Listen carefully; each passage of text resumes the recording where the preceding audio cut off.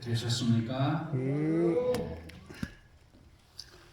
저는 뭐 설교를 맡은 사람이라 어쩔 수 없지만 이렇게 노래도 안 나오는데 새벽부터 나와서 이렇게 노래를 지도해 주셔서 또 연로하시면 한 번도 빠지지 않고 피아노 반주를 하시는 정말 훌륭한 분들이 많고 너무나 감사를 드립니다. 아멘. 저는 의사 선생님이 저렇게 노래 잘하는 사람은 처음 봤어요. 저처럼 드문 일이죠. 네. 자, 어제 기도에 대한 이야기를 다 못 끝내서 오늘 2부를 하려고 합니다. 기도의 특권 넘버 2입니다. 어제 기도 응답의 조건들을 첫째, 하나님에게서 도움을 받을 필요를 느끼고 기도를 해야 된다. 두 번째, 해결을 해야 된다. 오늘은 세 번째입니다. 세 번째는 뭔가 하면 믿음이에요. 믿음이 있어야 된다 말이죠. 여기 대표적인 예가 다니엘의 기도가 나오는데 6장 10절 다니엘이 이 조서에 어인이 찍힌 것을 알고도 자기 집에 돌아가서는 그 방에 예루살렘으로 향하여 열린 창에서 전에 행하던 대로 하루 3번씩 무릎을 꿇고 기도하며 그 하나님께 감사하였더라. 지금 다니엘이 드리는 이 기도는 쉽게 얘기하면 값비싼 기도라고 합니다. 다른 말로 하면 믿음의 기도예요. 왜 이게 값비쌉니까? 목숨을 건 기도입니다. 앞으로 한 달 동안 임금님 외에 다른 신이나 누구에게 기도를 하는 자는 사자굴에다 집어넣죠. 그런 법을 지금 통과시킨 직후예요. 근데 다니엘은 그걸 모르고도 알고도 사자굴에 들어갈 각오를 하고 기도를 드리는 거예요. 이게 굉장히 값비싼 기도며 이걸 다른 말로 하면 믿음의 기도라고 합니다. 믿음의 기도 응답됐을까요? 아멘. 놀라웠게 됐죠. 뭐 때문에 그가 기도했는가? 이스라엘이 예언대로 70년이 다 돼서 포로로 잡혀간 거예요. 그래서 고국으로 돌아와야 되고 성소를 다시 지어야 되는데 이스라엘 백성이 정신을 못 차리고 있어요. 그래서 자기가 기도를 목숨을 걸고 하는 겁니다. 그 결과로 어떻게 됐습니까? 고레스 왕이 포로 석방령을 내리고 예루살렘 성소 중건령을 내려서 이스라엘 백성이 고국으로 돌아갈 수 있는 그런 응답이 이루어졌다.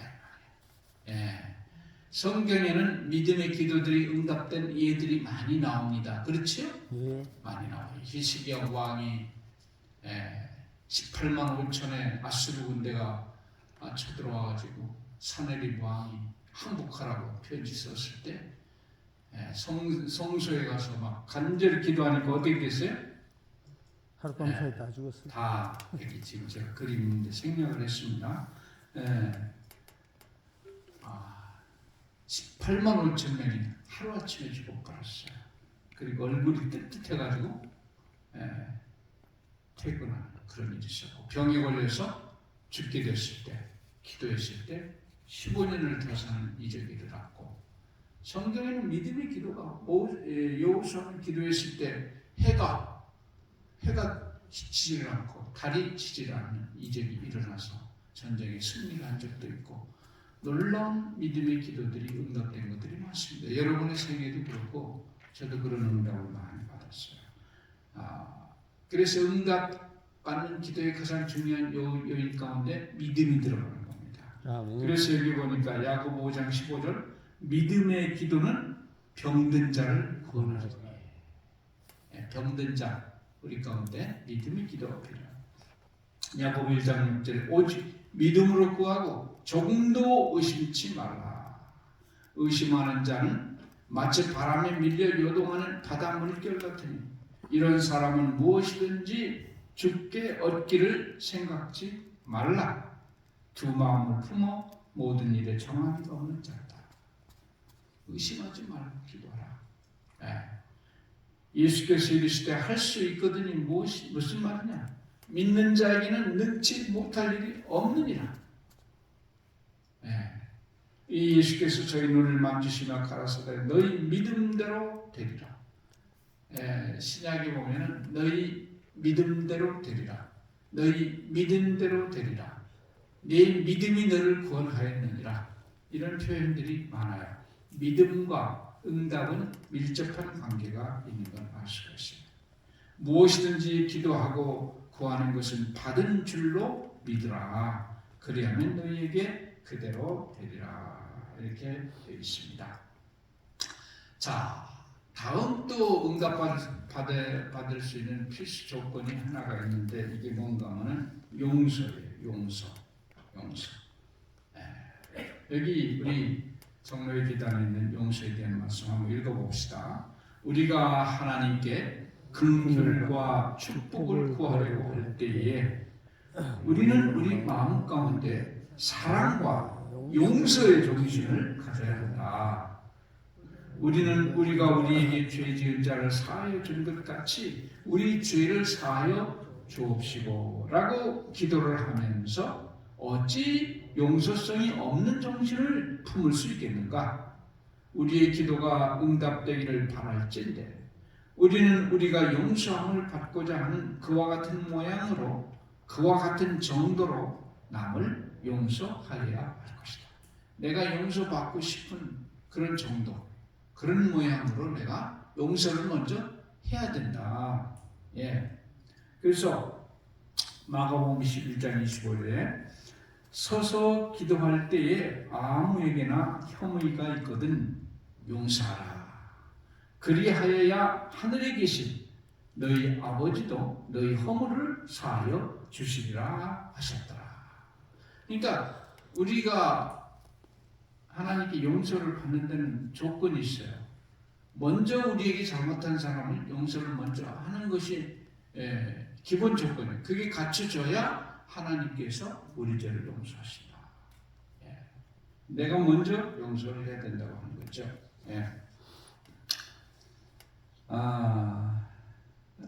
여러분 혹시 김은주 선생님 아시죠? 예. 아마 조금 오래 계신 분은 아실 거예요. 그분이 작년인가요? 우리 뉴스타트 바람에서 간증을 했어요. 그렇죠? 그때 혹시 보신 분 계세요? 그분 간증할 때? 저는 이미 나왔지만은 시로 이렇게 오셨어요. 이분은 이제 언제 입원했는가 2019년에 우리 병원에 입원했어요. 병명은 다발성 골수종이에요. 혈액암입니다. 아주 고약한 질병이 낫지도 잘 않아요. 근데 그 원인을 그가 얘기하는데 뭐 때문에 걸렸는가 했더니 아버지와의 관계 때문에 그런 겁니다. 이분이 제 선생님이신데 중학교 선생님인데 이 아버지가 어머니가 돌아가셨나 안 돌아가셨나 잘 확실하게 못 들었어요. 그 아버지가 아마 막 배우처럼 잘생기고 미남인가 봐. 그래서 그 값을 하느라고 여자를 4명이나 이렇게 바꿔가면서 살았어요. 4명이나. 그러는 가운데 자기 전 재산을 다 털어주고 빈털터리가 됐어요. 자기는 알코올 중독자가 되고. 그 돈이 다 떨어지니까 이제는 출가한 딸들에게 손을 벌리는 겁니다. 그래서 자기 여러 번 돈을 대줬는데 뭐 끝이 없어요. 그리고 그 어머니한테 그렇게 하고 그렇게 하는 거에 대해서 너무 미워가지고 막 용서가 안 되더라는 거예요. 그래서 그런 세월을 얼마 보냈는데 그만 이 혈액암에 걸려버린 거예요. 아마 그것 때문에 걸린 것 같아요. 그래서 여기저기 병원을 알아보다가 에덴 요양병원에 왔는데 저는 그때 봤어요. 여러 번 위기가 있었어요. 입원과 퇴원을 몇 번을 반복했어요. 다른 병원에도 갔다 또 오기도 하고 여러 번 한 1, 2년 그렇게 했어요. 그러다가 우리 병원에서 하나님 말씀을 저와 함께 이제 공부하게 됐어요. 그러면서 그분은 원래 교회 다니는 사람이에요. 교회 오래 수십 년 다니는 사람이에요. 근데 하나님을 다시 만나고 성령의 역사를 받았습니다. 그러는 가운데 그의 이제 표현대로는 자신의 마음이 변했대요. 그러면서 어느 날 아버지가 불쌍하게 생각됐대요. 예. 그래서 아버지를 용서하고 싶은 마음이 생기더랍니다. 그래서 생전한 몇 년 만에 처음으로 아버지한테 전화를 했대요. 그러면서 자기가 먼저 울면서 자기가 아버지를 미워해서 정말 죄송하다고 용서해달라고 이렇게 막 울면서 하니까 아버지 따라서 같이 울면서 자기가 잘못했다고 자기도 용서해달라고 그래서 같이 전화해서 울고 막 그렇게 하고 얼마 후에 아버지가 면회까지 왔어요. 예. 그런데 어떻게 되는 건지 병이 점점 좋아지니 싹 나버렸어요. 그래서 2021년 5월 달에 완치가 돼가지고 퇴원을 했습니다. 그래서 안산에 사는데 현재 우리 안산 상록수교회에 출석하고 있고 안산 학교에서 지금 학생들에게 공부도 가르치면서 또 성경도 가르친대요. 예. 그래서 이분이 전번에 와서 이제 그 간증을 했잖아요. 그때 세 가지를 특별히 강조했어요. 적어도 우리 병원 입원하는 분은 1년 이상은 입원하라. 여기서 생활이 완전히 되게 됩니다. 두 번째는 반드시 하나님의 말씀을 공부하라. 이 말씀에 대한 지적인 지식이나 이런 거 배우라는 게 아니고 말씀으로 인해서 새 사람이 되어야 된다. 마음이 완전히 바뀌어져야 된다. 그거예요. 뭐 성경 공부 조금 그냥 하는 게 아닙니다. 이건. 공부하는 목적은 딴 사람 되기 위해서 하는 거예요. 네. 세 번째, 미워하는 사람은 반드시 용서를 해라. 이게 세 가지 결론이에요. 그래서 질병 치유와 용서는 직결되어 있습니다. 원수가 아직 남아있다면 병이 잘 안 나는 거예요. 이 사람이 있죠. 침례받을 때입니다. 20년 2월 27일 날 침례를 받았어요. 형들을 요셉은 자기를 죽이려고 했고 종으로 팔았지만 이렇게 화끈하게 용서를 해줬어요. 자, 용서가 기도 응답의 아주 중요한 조건입니다. 그 다음에 다섯 번째, 기도를 하는데 꾸준히 하라. 꾸준히 몇 번 하고 그냥 안 되는 것 같다 그렇게 하지 말고 꾸준히 하라. 여기 정로계단에 보면 기도를 꾸준히 하는 일을 응답을 받는 한 조건이 된다. 응답받는 조건 가운데 하나가 꾸준히 하는 거예요. 꾸준히 하면 하나님을 더 알게 돼요. 우리가. 그래서 기도를 응답받을 수 있는 자격이 됩니다. 성경에 꾸준히 기도하라는 예를 예수님께서 두 가지로 주셨어요. 첫째는 밤중에 찾아온 친구. 먼 길을 왔는데 먹일 것이 없어. 자기 집에. 그래서 자기 또 다른 옆집에 사는 아는 친구 사람에게 가서 이제 친구한테 먹일 떡을 구합니다. 그래서 뭐라고 대답해요? 떡 좀 달라고. 문은 다 닫혔는데 떡 좀 달라고 하니까 뭐라고 그래요? 내일 와라. 내일. 이제 밤이 이미 깊었고 문이 닫혔고 우리 애들이 나와 함께 자리에 누웠는데 어떻게 죽겠느냐. 내일 아침에 와라. 그러니까 가지를 않고 계속 그냥 문을 두드리면서 좀 빌려달라고. 그러니까 이 사람이 참다 나중에 뭐라고 그래요? 에따 그럼 가져가라. 그렇게 하면서 내가 너희에게 말하노니 비록 벗됨을 인하여서는 일어나 주지 아니할지라도 그 강청함을 인하여 일어나 그 소용대로 주리라. 친구된 이유 때문에 주는 게 아니고 뭐 때문에? 하도 달라고 그러니까 못 견뎌서 준다는 말이에요. 예수님이 이 비유를 얘기했고 그 다음 또 하나 비유는 불의한 재판관이에요. 항상 기도하고 낭망치 말아야 될 것을 저희에게 비유로 해서 말씀했는데 재판관이 아주 골치 아픈 재판관이 하나 있어요. 하나님을 두려워하지 않고 백성을 불쌍히 여기지도 않는 재판관인데 과부가 하나 있는데 억울한 일을 당해서 날마다 와서 좀 그 문제를 해결해 달라고 얘기를 하지만 안 해줘요. 뭐 뇌물이나 갖다 주면 몰라도 그냥 안 해줘. 그런데 좀 한두 번 거절하면 안 와야 되는데 날마다 와서 귀찮게 할 수 없이 나중에는 해줘요. 들으셔. 그러면서 뭐라고 그래요? 내가 못 견디겠다. 그렇지 않으면 늘 와서 나를 괴롭게 하리라 하였느니라.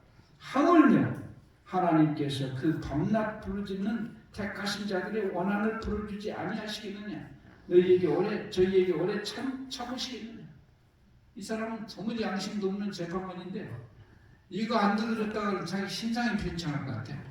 날마다 와서 귀찮게 하니까 에라 모르겠다고 해줬다. 그런 불의한 재판관도 이렇게 못 살게 하니까 들어줄 수밖에 없는데 하물며 자비가 긍휼이 풍성하신 하늘 아버지께서 어떻게 안 들어줄 수 있겠냐. 이게 이체 맞냐. 안 맞다 예수님께서도. 그러니 들어주신다는 말이에요. 맞습니까? 아멘. 네. 우리 유명한 기도의 응답자 조지 밀러 여러분 얘기하시죠? 이분이 5만 번의 기도를 응답받았다는 사람인데 자기 친구 5명을 위해서 50년을 기도를 했어요. 50년. 근데 자기가 죽기 전에 3사람은 다 교회를 다시 나왔는데 2사람은 끝까지 안 나오는 거예요. 끝까지. 그래서 드디어 52년째 밀러가 병상에 누워있을 때 자기가 기도가 큰 거는 수첩에 적어놓는데 2사람이 아직도 교회 안 나와. 친구가. 그래서 특별히 2사람에게 편지를 했어요. 내가 마지막 설교를 할 텐데 꼭 좀 참석해달라. 이 친구가 마지막 설교를 하는데 안 오게 해서 교회에 왔어요. 마지막 설교를 하면서 친구들한테 헛소리를 했는데 그 자리에서 2사람이 친구의 그 정성에 감동이 돼가지고 교회 나오기로 결심을 했다는 겁니다. 아멘. 52년 만에 응답된 기도라는 거예요. 52년 기도해 보신 분 있어요? 아마 여기는 없네. 그러면 그 정도까지 하면 다 될 것 같아요. 자, 꾸준한 기도가 중요하다. 그 다음에 습관적으로 하는 기도가 중요하다. 여기 보니까 다니엘이 여기 자기 조서에 의인이 찍은 것을 알고도 자기 집에 돌아가서는 그 방에 예루살렘으로 향하여 열린 창에서 하루는 여기서 하루는 저기서 그러지 않아요. 꼭 그 자리에서. 근데 다니엘도 참 이상하잖아요. 지금 자기 기도하면 지금 고소하려고 지금 몰래카메라 설치해놓고 대기하고 있는 그 자리에 딱 가가지고 기도를 할 필요는 또 뭐 있어.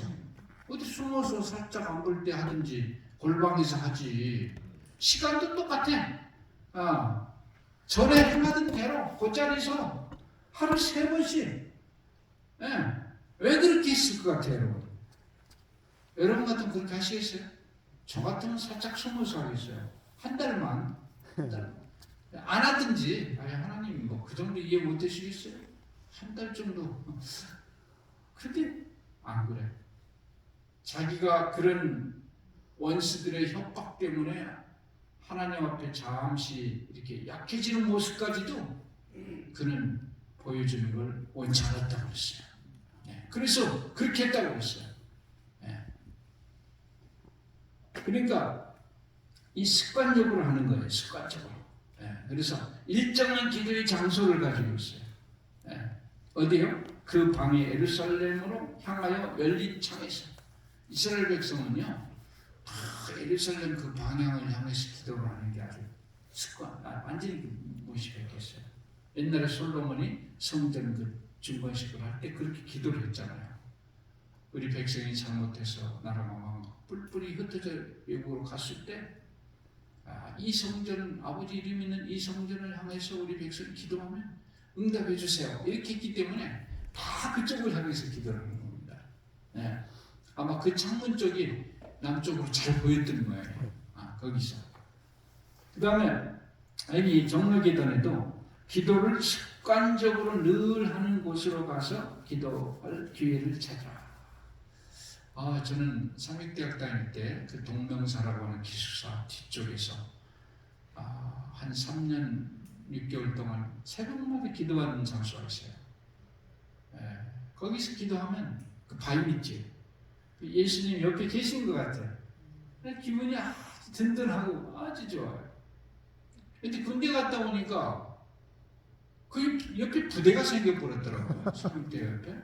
그래서 그쪽 옆으로 철조망을 쳐놓고 제가 기도하는 장소는 철조망 안쪽 우리 쪽인데 그 군인이 보초를 쓰다가 새벽에 누가 오면 누구야 하고 막 총을 드락 했었고 괜히 겁나서 못 갔어요. 그 좋은 장소가 있었는데 일정한 장소에서 하는 게 좋습니다. 그 다음에 일정한 기도의 습관을 가지고 있어요. 전에 행하던 대로.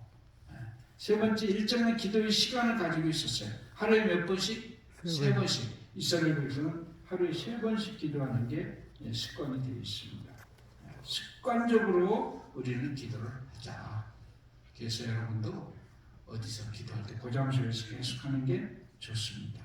왜 그럴까요? 하나님이 딴 데서 하면 우리를 못 찾을까요? 그건 아니고 우리 마음이 그만큼 안정이 됩니다. 집중할 수가 있어요. 그 다음에 어떻게 해야 되느냐? 의무를 행하면서 빛을 갈급해라. 의무를 행하면서. 여기 보니까 또 저희의 의무를 신실히 행하며 저희가 얻을 수 있는 모든 유익을 얻으려고 열심히 갈망하게 될 것이다. 저희들은 저희가 하늘의 빛을 받을 수 있는 처지에 들어가기 위하여 온갖 기회를 이용하게 될 것이다. 그래서 자기가 하는 평소의 의무를 충실히 감당하면서 또 우리가 하늘에 대한 빛을 받을 수 있는 처지에 들어가기 위해서 온갖 기회를 활용하면서 교회도 열심히 참석하고 새벽기도를 참석하고 말씀 연구도 하고 이렇게 최대한 그걸 얻으면서 그렇게 하라.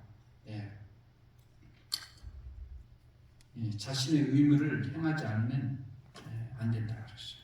그 다음에 8번째, 기도를 하되 어떻게 하라? 은밀하게 기도하라. 은밀하게. 여기 이렇게 되어 있어요. 우리는 가정 안에서 기도할 것이요 무엇보다도 은밀한 기도를 등한히 하여서는 안 될 것이니 대개 그것이 심령의 생명인 까닭이다. 가족 기도와 공중 기도만으로는 넉넉지 않다. 홀로 조용한 가운데서 하나님의 감찰하시는 눈앞에 우리의 심령을 내어놓을 것이다. 은밀한 기도는 기도를 들으시는 하나님만이 들으셔야 한다. 바리새인들은 남들 보는 데서 많이 했어요. 남 보는 창문 앞에서 왜? 저 양반 믿음 있네 이런 소리 들으려. 우리는 그럴 필요는 없어요. 은밀하게 조용히. 어떤 분은 아침 예배 드리면 됐잖아요. 새벽 기도 나오면 됐잖아요. 그게 아니고 개인적으로 하나님을 은밀한 데서 만나야 돼요. 그 은밀한 하나님과 깊은 대화는 은밀한 데서 해야지. 여러분 우리 친구끼리나 은밀한 대화하려면 공중 앞에서 크게 얘기합니까? 아니요. 은밀한 데 가서 나 좀 보자고 조용한 데 가서 얘기해서 하나님께도 그렇게 해야 돼요. 자, 그런데 기도의 응답은 어떻게 되는가 한번 응답 한번 읽어봅시다. 허락은 광범하고 무한하며 허락하시기는 미쁘시다. 신실하시다 이 말이에요. 약속하신 분은 우리가 구하는 꼭 그것을 우리가 구하는 바로 그때에 받지 못할지라도 우리는 주께서 우리의 기도를 들으시고 응답하실 것을 믿어야 할 것이다. 우리는 너무나 잘못함이 많고 앞의 것을 잘 보지 못하므로 어떤 때에는 우리에게 축복이 되지 못하는 것을 구한다. 그럴 때가 있어요? 네. 그래서 우리의 아버지께서는 사랑으로서 우리에게 가장 좋은 것, 우리가 영적으로 밝아진 눈을 가지고 그 모든 것을 사실 그대로 볼 수 있다면 우리 자신도 원하게 될 바로 그것을 주심으로 우리 기도를 응답하여 주신다. 감사합니까? 아멘. 네. 하나님의 방식으로 응답된다. 그러나 기도는 언제나 우리가 원하는 꼭 그런 방식으로 응답되고 또한 우리가 원하는 꼭 그것을 얻을 수 있다고 생각하는 것은 망상이다. 하나님께서는 내가 원하는 그대로 해주지는 않아요. 더 좋게 해주신다. 맞습니까? 아멘. 저도 나중에 깜짝 놀랄 때가 많아요. 내가 기도한 대로 나중에 보니까 돼 있어 이게. 근데 그거보다 한 수 위로 돼 있어. 내 원하는 대로 됐으면 큰일 날 뻔했어. 그때 되긴 됐는데 훨씬 좋게 됐어. 제가 아멘. 시간 없이 그 얘기를 못하지만 그런 일들이 너무나 많습니다. 예. 여기 이런 글이 있어서 제가 하나 읽어드릴게요. 제목은 뭔가 예수님 저 짐이에요. 예. 짐 나 예수야. 이게 제목이에요. 어느 큰 교회에 12시만 되면 어떤 허름한 노인이 들어오는 거예요. 예. 목사님이 보니까 걱정스러워. 들어왔다가 조금 있다 가. 그래서 그 관리인에게 집사님에게 얘기를 합니다. 그 노인이 자꾸 왔다 가는데 그 비싼 그 비품도 많은데 꼭 들어갔다 하는데 좀 한번 잘 감시 좀 하라고 이랬어요. 그러니까 이분이 감시를 다 하니까 영락없이 12시만 되면 이 사람이 다 왔다가 한 1분 정도 있다 가는 거예요. 이게 뭐하러 들어오나 이해가 안 돼. 기도를 한다면 적어도 5분이나 10분이나 뭐 얼마나 해야 될 텐데 조금 있다 그냥 가는 거예요. 그래서 하루는 물어보는 거예요. 여보시오, 무슨 일로 매일 교회에 오십니까? 근데 그 노인이 기도하래요. 그런 것 같지 않던데요? 기도할 만큼 오래 있질 않지 않소. 겨우 몇 분 있다가 나오고서 내가 다 봤어. 매일 안에 들어갔다만 나오는 거죠? 네, 맞는 말씀이기도 합니다. 오래 기도할 시간이 없어요. 그래서 매일 12시에 잠시 올라가서 예수님 저 짐 왔어요 라고만 말합니다. 그리고는 한 1분 있다가 내려오지요. 아주 짧은 기도지만 제 말을 그분이 들으신다고 저는 믿어요. 이 노인이 어느 날 갑자기 교통사고가 나가지고 병원에 후송되어서 갔습니다. 다리가 나을 동안에 그는 병원에서 신세를 질 수밖에 없는데 그 병원, 그 시에서도 유명한 병원인데 아주 사람들이 입원한 자들이 다 골치 아픈 사람들이에요. 계속 불평을 하고 자기 처지를 비관하고 자살하려고 하고 아주 그런 악명 높은 그런 병원이었는데 아무리 직원들이 애를 쓰고 해도 조금 더 나아지질 않습니다. 그런데 어느 날부턴가 이 환자들이 변했어요. 불평이 쏙 들어가고 약도 잘 먹고 식사도 제 시간에 잘하고 말도 잘 들어요. 가끔 웃음소리가 터져나오고 분위기가 싹 바뀌었어요. 그래서 이 간호사가 물었어요. 다들 어떻게 된 거예요? 이 환자가 대답합니다. 집노인 때문이죠. 한 환자가 대답했어요. 아주 아플 텐데도 저 노인은 항상 행복해하고 불평을 몰라요. 불평하며 투덜대는 우리 자신들이 창피해요. 집노인 옆에 있을 때는 항상 명랑해서 불평을 할 수가 없어요. 이 간호원이 짐이 누워있는 곳으로 갔습니다. 이 백발의 노인은 마치 천사와 같은 모습으로 있었어요. 그의 눈은 평화가 넘쳤습니다. 저 할아버지, 여기 있는 분들이 이 병실 분위기가 달라진 것도 모두 할아버지 덕분이라고 하던데요. 할아버지께서는 늘 행복해 하신다고요? 예, 간호사님, 그렇습니다. 난 행복합니다. 그건 제 손님 때문입니다. 아실지 모르지만 매일 그분이 저를 행복하게 해주시죠. 손님요? 간호사는 알 수 없다고 하는 표정을 지었습니다. 그녀는 며느리라도 노인의 의자는 늘 비어있는 것을 보아왔습니다. 노인은 친척 하나 없는 외로운 노인이었어요. 면회 오신 분이 있다고요? 간호사는 물었습니다. 언제 오시는데요? 매일 오십니다. 집 노인은 눈빛을 반짝이며 대답했습니다. 네, 매일 12시에요. 저기 저 침대 머리맡에 와 서죠. 내가 쳐다보면 웃으시면서 진, 나 예수야 하신답니다. 그래서 맨날 행복하답니다. 그래서 이 예수님을 자주 만나는 사람은 품성이 예수님처럼 됩니다. 그래서 세상에 그리스도의 향기를 발산합니다. 아멘. 예수님 자주 만나시고 그리스도의 향기를 주변에 발산하시는 여러분과 제가 되기를 바랍니다. 기도하겠습니다. 자비로우신 아버지, 오늘도 귀한 날 주시고 기도에 대해서 말씀해 주시니 감사합니다. 하나님께 자주 나가서 주의 향기를 내뿜는 종이 되도록 도와주시고 오늘도 아버지 앞에 드려지는 많은 기도들 응답하여 주시옵소서. 예수님 이름으로 간절히 기도합니다. 아멘.